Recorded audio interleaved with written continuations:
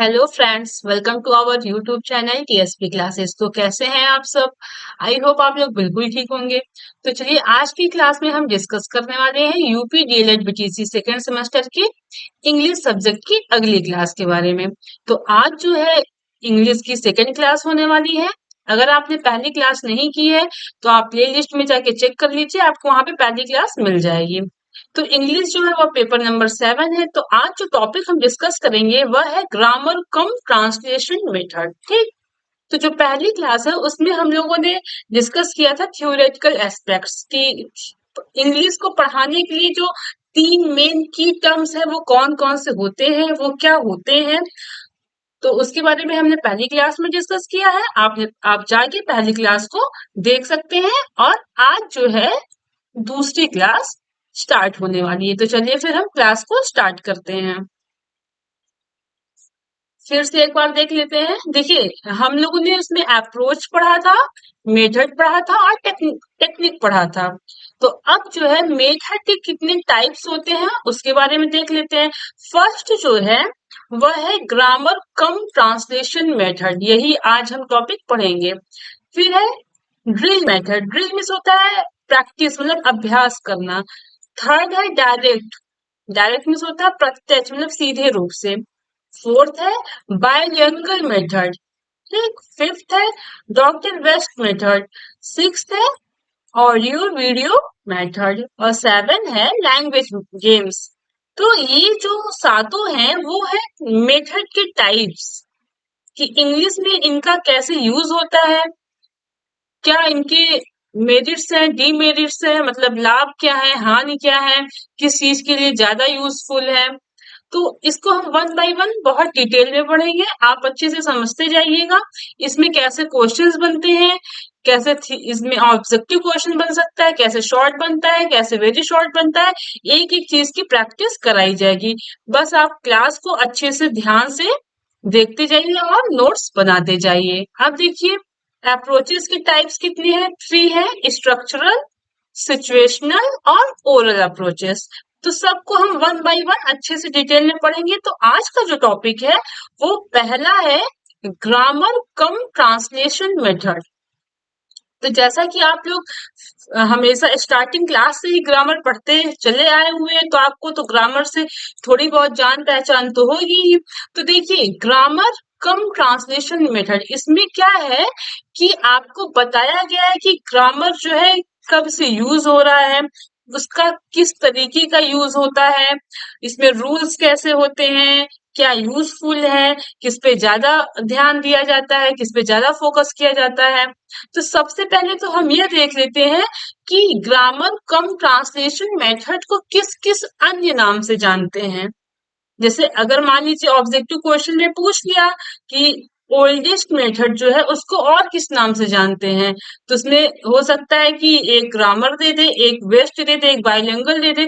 तो अगर आप पढ़े हुए हैं तो आप तुरंत टिक कर लेंगे। तो देखिए, ग्रामर कम ट्रांसलेशन मेथड को जो फर्स्ट है उसको हम ओल्डेस्ट मेथड से नाम से जानते हैं। किससे? ओल्डेस्ट मेथड, मतलब सबसे पुरानी विधि है ये। कौन? Grammar cum translation method. और फिर और किस नाम से जानते हैं? क्लासिकल मेथड से, मतलब शास्त्रीय पुरानी विधि। और ट्रेडिशनल मेथड, परंपरागत विधि। और डी है पॉपुलर मेथड। तो ग्रामर कम ट्रांसलेशन मेथड को हम चार अन्य नाम से जानते हैं। अब देखिए, इनको मतलब याद रखने की ट्रिक क्या है कि ग्रामर क्या है? सबसे पुरानी है, मतलब ये स्टार्टिंग से चली आ रही है। अगर हमको इंग्लिश सीखना है तो ग्रामर आना चाहिए। तो ग्रामर क्या है? सबसे पुराना है। और पुराने से संबंधित क्या है? क्लासिकल, शास्त्रीय क्या होता है? जो हमेशा से चला रहा है, शास्त्रों से चला रहा है, मतलब यह भी पुराना हुआ। ट्रेडिशनल क्या होता है? परंपरागत, मतलब कि जो हमारी परंपरा में था अभी भी वह चला आ रहा है, तो वो भी परंपरागत विधि हो गया। तो यह भी पुराने से संबंधित है, इसलिए क्या होगा? यह भी ओल्डेस्ट से ही संबंधित है। पॉपुलर, अब जब इतना पुराना है तो फिर पॉपुलर ही होगा, मतलब फेमस ही होगा। तो कहने का मतलब ये है कि ग्रामर कम ट्रांसलेशन मेथड को हम चार अन्य नाम से जानते हैं। और सबसे पहले तो हम ओल्डेस्ट मेथड से जानते हैं, क्लासिकल, ट्रेडिशनल और पॉपुलर। तो इन चार अन्य नामों से भी ग्रामर कम ट्रांसलेशन मेथड को जाना जाता है। अब आइए देखते हैं कि ग्रामर कम ट्रांसलेशन मेथड होता क्या है। The use of this method is very easy for teachers. Use means होता है प्रयोग करना, वेरी मीन्स बहुत, इजी मीन्स सरल। ठीक, यह जो तरीका है, यह जो मेथड है वह टीचर्स के लिए क्या है, बहुत ही ज्यादा इजी है। ठीक, the use of this method is very easy for teacher. यह जो मेथड है वह टीचर्स के लिए बहुत सरल है। किस चीज के लिए, बच्चों को पढ़ाने के लिए। टीचर्स के लिए यह बहुत ही इजी है ताकि वो बच्चों को पढ़ा सके। इन दिस मेथड, इस मेथड में the mother tongue is used to teach English. इस मेथड में क्या किया जाता है कि मदर टंग यूज किया जाता है। मतलब मदर टंग यूज होता है मातृभाषा। आप जहाँ पे बच्चों को पढ़ा रहे हैं, ये नहीं कि आप इंग्लिश पढ़ा रहे हैं तो आप इंग्लिश में ही पढ़ाइए, ऐसा बिल्कुल नहीं है। ग्रामर कम ट्रांसलेशन में क्या बताया है कि आप बच्चों की मातृभाषा में ही उस चीजों को पढ़ाइए। जैसे अगर आप इंग्लिश पढ़ा रहे हैं तो आप वहां के बच्चों की जो मातृभाषा है उसी का प्रयोग करिए। यह किसमें बताया गया है, ग्रामर कम ट्रांसलेशन में। In English words, phrases and sentences are taught with help of this method.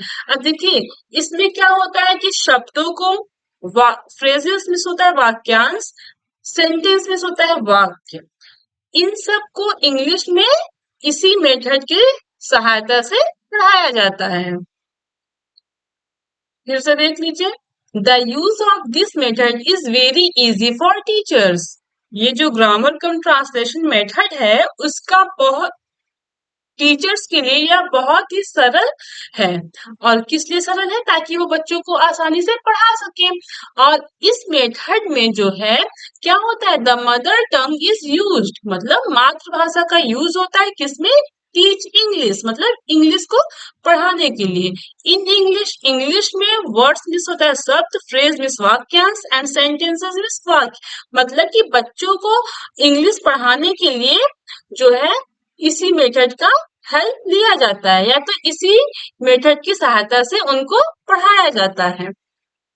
आगे देखिए, major focus on reading and writing. Major miss होता है मुख्य। अगर आपको जो भी मीनिंग नहीं आ रही है शब्दों का, जो शब्द नया है उसके ऊपर ऐसे अंडर, उसके ऊपर ऐसे ही करके इसका मतलब मेजर मिस होता है मुख्य, तो आप अपनी कॉपी में यहाँ नोट कर लेंगे। तो आपको क्या होगा कि याद करने में अच्छे से जो है, कोई याद कर लेंगे अच्छे से, कोई दिक्कत भी नहीं होगी। अगर इंग्लिश आपको पढ़ना है या आपकी इंग्लिश वीक है तो सबसे फर्स्ट पॉइंट ये है कि आपको इंग्लिश की जो है मीनिंग, जैसे कि मेजर मिस क्या होता है, फोकस क्या होता है, रीडिंग मिस क्या होता है, सबका अर्थ हिंदी में पता होना चाहिए। उससे क्या होगा कि आप अपनी लैंग्वेज में चीजों को लिख सकते हैं। ठीक, देखिए, major focus on reading and writing. तो सबसे ज्यादा मुख्य फोकस जो किया जाता है वो किस पे किया जाता है, रीडिंग और राइटिंग पे। रीडिंग मिस होता है पढ़ना, राइटिंग मिस होता है लिखना। ठीक, तो ग्रामर कम ट्रांसलेशन मेथड जो है उसका मेन फोकस जो है वो किस पे होता है, रीडिंग पे और राइटिंग पे, मतलब पढ़ने पे और लिखने पे। The rules of the grammar is focus on this method. मतलब कि इस मेथड में क्या फोकस किया जाता है, ग्रामर के जो रूल्स होते हैं ना उसको ज्यादा फोकस किया जाता है। मतलब बच्चों को ग्रामर के रूल्स पे ज्यादा ध्यान दिलाया जाता है, ज्यादा पढ़ाया जाता है। अब देखिए मेथड, इसमें कौन सा तरीका यूज होता है, known to unknown. Known miss होता है जानना यानी ज्ञात, और अननोन मिस होता है अज्ञात। तो ज्ञात से अज्ञात की ओर, मतलब बच्चे को जो कुछ पता है उसी को हम आधार मान के उनको जो नहीं पता है उसको हम पढ़ाएंगे। जैसे मान लीजिए बच्चों को अगर राम जैसे है, हाँ, राम हो गया, इज हो गया, ठीक, और गोइंग हो गया, मार्केट हो गया। अगर आप इतना बच्चों को नॉलेज की इज मिस है होता है, मार्केट मीन्स बाजार होता है, गोइंग मीन्स जा रहा है, इतना अगर उसको पता है तो हम ये जानेंगे कि हाँ उसको ग्रामर की कुछ बेसिक मतलब कॉन्सेप्ट कुछ ना कुछ बेसिक चीजें तो उसको पता है, तो हम उसी चीज को बेस बनाएंगे, उसी चीज को आधार बना के फिर उसको डिटेल में पढ़ाएंगे। तो यही होता है नोन से अननोन की ओर, मतलब ज्ञात से अज्ञात की ओर। और इसमें मेन पॉइंट क्या है, वर्ड्स, मतलब कि उसमें क्या होता है राइटिंग और रीडिंग पे ज्यादा ध्यान दिया जाता है। अब आइए देखते हैं merits advantage of grammar cum translation method, मतलब कि इसके लाभ क्या है। एडवांटेज मीन्स होता है लाभ, मेरिट मीन्स होता है गुण। ठीक, मतलब गुण या लाभ क्या होते हैं, ग्रामर कम ट्रांसलेशन मेथड का गुण क्या है, इसका लाभ क्या है। तो सबसे पहले देखिए, जो सबसे पहला लाभ है वह क्या है कि grammar rules are explain into mother tongue. जैसे कि इंग्लिश का ये लैंग्वेज मतलब इंग्लिश सब्जेक्ट है, लेकिन ग्रामर कम ट्रांसलेशन मेथड में क्या होता है कि अगर आपको ग्रामर रूल्स को एक्सप्लेन करना है, ठीक, बच्चों को अगर आपको ग्रामर पढ़ाना है, ग्रामर के रूल समझाने हैं, तो बच्चों की मातृभाषा का आपको प्रयोग करना पड़ेगा। ये नहीं कि आप इंग्लिश की टीचर है तो इंग्लिश लैंग्वेज यूज करेंगे, नहीं, ऐसा नहीं करेंगे। अगर आप ग्रामर को पढ़ा रहे हैं या ग्रामर के रूल्स आप बता रहे हैं, तो बच्चों की भाषा में ही आपको बताना पड़ेगा। यह क्या है, ग्रामर कम ट्रांसलेशन के मेरिट्स हैं, ठीक, मतलब लाभ है, गुण है।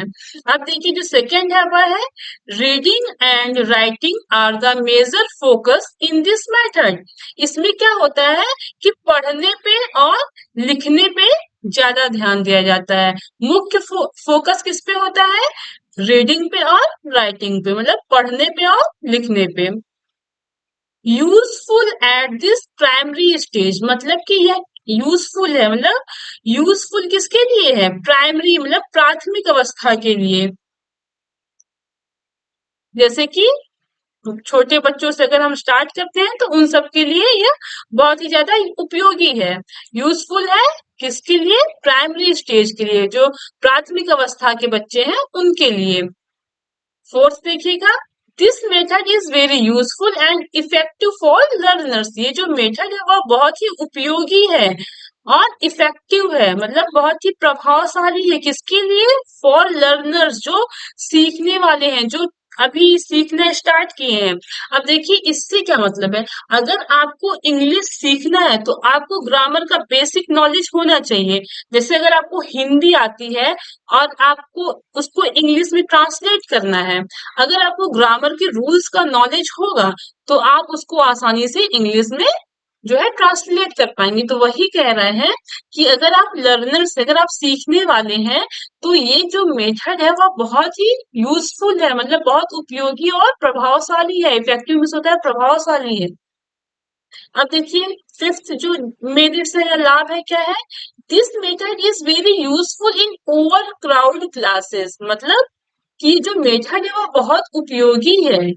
कैसी क्लासेस के लिए, ओवर क्राउड, मतलब जिस क्लास में बहुत सारे बच्चे हैं। अब जैसे कैसे यूजफुल होगा, जैसे अगर आपको ग्रामर पढ़ाना है तो आप क्या करेंगे कि अगर बहुत सारे बच्चे हैं, मान लीजिए दो तीन क्लास के बच्चे इकट्ठा हो गए हैं, तो आपको ग्रामर पढ़ाना है, तो नाउन जो होते हैं, प्रोनाउन होता है, ग्रामर के जितने टॉपिक होते हैं वो सब में कॉमन होते हैं। तो क्या है कि ये मेथड इसीलिए यूजफुल है कि आप इनको आराम से कंबाइंड क्लास में भी पढ़ा सकते हैं, या बहुत सारे बच्चे हैं क्लास में तो भी आप आराम से पढ़ा सकते हैं, तो इसलिए यह बहुत यूजफुल है। अब देखिए क्या है disadvantage, demerits of grammar cum translation method. Disadvantage means होता है कि क्या इसके मतलब दोष हैं, ठीक, क्यों यह अच्छा नहीं है, क्या इसके दोष हैं। तो देखिए जो सबसे फर्स्ट वाला है वह है little attention to speaking and pronunciation, मतलब थोड़ा सा, बहुत कम ध्यान दिया जाता है किस पे, इंग्लिश बोलने पे और प्रोनाउंसिएशन में होता है उच्चारण करने के लिए, ठीक। इन सब पे बहुत कम ध्यान दिया जाता है। आप देखे होंगे अगर आपके स्कूल वगैरह में क्या होता है, इंग्लिश पढ़ाया जाता है लेकिन बोलने पे जोर नहीं दिया जाता है, सिर्फ आपको सिर्फ रूल्स बताए जाते हैं कि हाँ, अगर आपको टेंस पढ़ना है तो आप इस रूल से लगाइए, प्रेजेंट टेंस है तो ये रूल लगाइए, पास्ट है तो ये रूल लगाइए। अगर वही आपको स्पीकिंग पे भी ध्यान दिया जाए तो क्या होगा, तो आप फ्लुएंटली इंग्लिश बोल पाएंगे। यही रीजन है कि हमारे यहाँ बच्चे इंग्लिश जल्दी बोल नहीं पाते हैं। क्यों? क्योंकि टीचर्स उनको स्पीकिंग पे ध्यान नहीं देते हैं। किस पे ध्यान देते हैं? रीडिंग और राइटिंग पे। उनको रूल्स बस बताने होते हैं, ठीक। तो लिटिल अटेंशन, लिटिल मीन्स होता है थोड़ा या कम, अटेंशन मीन्स होता है ध्यान देना। बहुत कम ध्यान दिया जाता है किस पे? स्पीकिंग पे, मतलब इंग्लिश में बातचीत करने पे, और प्रोनाउंसिएशन मतलब उच्चारण करने पे। जैसे मान लीजिए कुछ चीजें होती हैं जिसका प्रोनाउंसिएशन बच्चे नहीं कर पाते हैं, और वह उसको क्या होता है कि जैसे नेग्लेक्टेड है, कि इसको इंग्लिश में क्या बोलते हैं बच्चों को नहीं पता है, तो टीचर इस पे बहुत कम ध्यान देता है ग्रामर में। तो वो सिर्फ ग्रामर के रूल्स बताएंगे, आपको ना तो इंग्लिश बोलना सिखाएंगे ना प्रोनाउंसिएशन कराएंगे। तो यही जो है, इसी वजह से ये क्या है, इसके दोष है, ठीक, कि रीडिंग और राइटिंग पे ज्यादा ध्यान दिया जाता है और बहुत कम ध्यान इंग्लिश बोलने पे और उच्चारण करने पे दिया जाता है। सेकंड देखिए क्या इसके दोष है, communicative skills are totally neglected. Communicative क्या होता है कि बातचीत करना, कन्वर्सेशन करना है, ठीक। तो क्या होता है कि जो इंग्लिश में बातचीत करते हैं वो टोटली मतलब पूरी तरीके से नजरअंदाज कर दिया जाता है। टोटली मीन्स होता है पूरी तरह से, पूर्ण रूप से। नेग्लेक्टेड मीन्स होता है नजरअंदाज करना, मतलब कि जो आपका बातचीत करने की जो स्किल है इंग्लिश में, मतलब अगर आपको बातचीत करना है, सिखाना है इंग्लिश में, तो वह बिल्कुल ध्यान नहीं देते हैं उस पे, ठीक। उसको क्या करते हैं, पूरी तरीके से नजरअंदाज कर देते हैं, बिल्कुल ध्यान नहीं देते हैं कि आपको कैसे बातचीत करना है या आपको इंग्लिश में बातचीत करना सिखाना, ये सब बिल्कुल जो है ध्यान नहीं दिया जाता है। कम्युनिकेटिव स्किल को भी नेग्लेक्ट कर दिया जाता है। और थर्ड जो गुण है वो देखिए क्या है, grammar by rules not by use. Grammar जो है सिर्फ रूल्स पे है, हाँ, मतलब ग्रामर्स का क्या हो सकता है, बस रूल पे जो है यूज किया जा सकता है। ग्रामर में बस रूल को ध्यान दिया जाता है, ग्रामर का यूज नहीं होता है। मतलब ग्रामर जो है वो सिर्फ नियम पे चलता है, ठीक, यूज में नहीं आता है। कहने का मतलब ये है कि जो ग्रामर है वो सिर्फ रूल में यूज होता है। कैसे? कि मान लीजिए कोई भी चीजें हैं उसको सिर्फ रूल में आप फॉलो कर सकते हैं, मतलब रीडिंग और राइटिंग में सिर्फ यूज कर सकते हैं, और उसको आप अपनी आम, जैसे आम बोलचाल की भाषा होती है उसमें यूज नहीं हो सकता है। ग्रामर सिर्फ रूल्स में आता है, नॉट बाय यूज, मतलब प्रयोग में नहीं ले आ सकते हैं उसको, ठीक। फोर्थ है एग्जैक्ट ट्रांसलेशन नॉट पॉसिबल। मतलब कि एग्जैक्ट जो है, हिंदी से अगर इंग्लिश में हम ट्रांसलेट करते हैं तो एग्जैक्ट बिल्कुल जो है ट्रांसलेशन पॉसिबल नहीं है, ठीक। फिफ्थ जो डीमेरिट्स है ओनली बुकिश इंग्लिश यूज, मतलब कि सिर्फ बुक की लैंग्वेज जो है वही यूज होता है, ठीक। ओनली बुकिश इंग्लिश यूज, मतलब कि ग्रामर कम ट्रांसलेशन मेथड पे क्या होता है कि जो बुक की इंग्लिश है, मतलब जो बुक की लैंग्वेज है, बुक के रूल है, बस वही यूज होता है, ठीक। तो ये जो है वह ग्रामर कम ट्रांसलेशन मेथड के डीमेरिट्स यानी दोष हैं, ठीक। तो आई होप आपको ये समझ में आया होगा। देखिए इंग्लिश को समझने के लिए सबसे मेन पॉइंट क्या है कि आपको हर चीज की हिंदी में मीनिंग पता होनी चाहिए।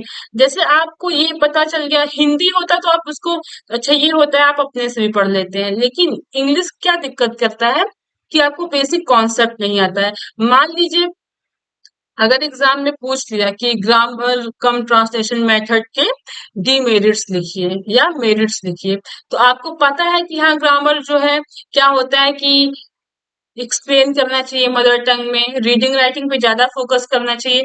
तो अगर आपको बेसिक ग्रामर की लैंग्वेज पता है तो आप इसको अपने से बना सकते हैं कि reading and writing are the major focus in this method.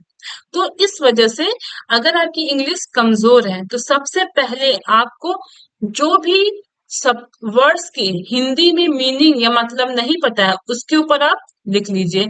Next time आप जब रिवीजन करेंगे तो आपको चीजें क्लियर होती जाएंगी। अच्छा, एक्सप्लेन मिस होता है विस्तार में बताना। अच्छा, मदर टंग मिस होता है मातृभाषा। तो फिर क्या दिक्कत है, तब तो आपको सारा चीज अच्छे से आ जाएगा। अब देखिए, useful at this primary stage मतलब यूजफुल मीन्स क्या होता है, उपयोगी है। प्राइमरी मिस होता है कि प्राथमिक स्टेज में अवस्था। अच्छा, इसका यूज जो है वो प्राइमरी अवस्था में, प्राथमिक अवस्था में ज्यादा उपयोगी है। तो ये चीजें आप अपने से बना के लिखेंगे। इंग्लिश को आप कितना याद करेंगे, पॉसिबल ही नहीं है। इस वजह से जो भी आपको मीनिंग टफ लगे उसका हिंदी में कन्वर्ट करके ऊपर लिख लीजिए, और एक दो बार अच्छे से क्लास देखिए, नोट्स बनाइए, फिर रिवीजन करिए। सारी चीजें आराम से क्लियर हो जाएंगी। ओके, फिर आज की क्लास यहीं पे एंड करते हैं। कल जो है नए टॉपिक के साथ मिलेंगे। अगर आप चैनल पे नए हैं तो चैनल को लाइक करिएगा, शेयर करिएगा और सब्सक्राइब करिएगा। Okay, thank you.